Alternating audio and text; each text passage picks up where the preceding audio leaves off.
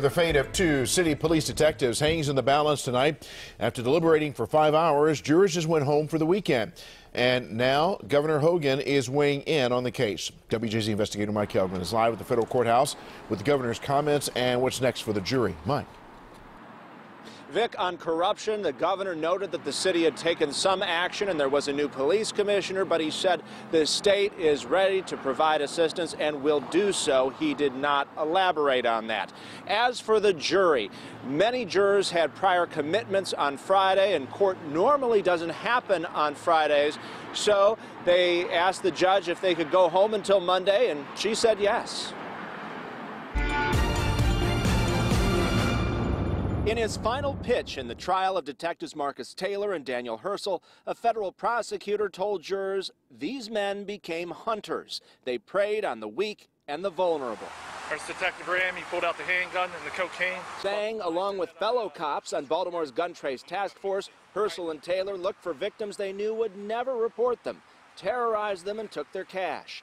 Whether the money was made selling drugs or Girl Scout cookies, it doesn't matter, Assistant U.S. Attorney Leo Wise told the jury. Still, securing a conviction and sending the detectives to prison for life could be tough. I've been following the trial very closely. It's kind of incredible, some of the things that we're hearing out of the testimony, and we're just going to continue to follow the process and see what happens with the decisions of the court. But it's outrageous if these allegations are true, some of the things that were going on there. Detective Taylor's lawyer accused the government of going to the depths of the criminal underworld to find witnesses, including 4 officers who once worked with the defendants who testified about their crimes. They have found professional liars who want and need to get themselves out of jail. It is deplorable and it is nauseating. Taylor's attorney said, what is the truth here and what is the lie?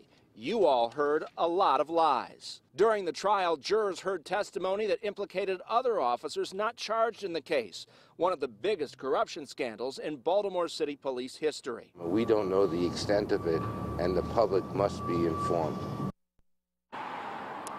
Now, jurors had to wade through 2 hours of complex jury instructions for 4 federal charges. They had several questions today, but we don't know what they are because they were never read in open court. Live at the federal courthouse, Mike Helgren, WJZ. Mike, thank you. Detectives Taylor and Herschel face life in prison if they're convicted.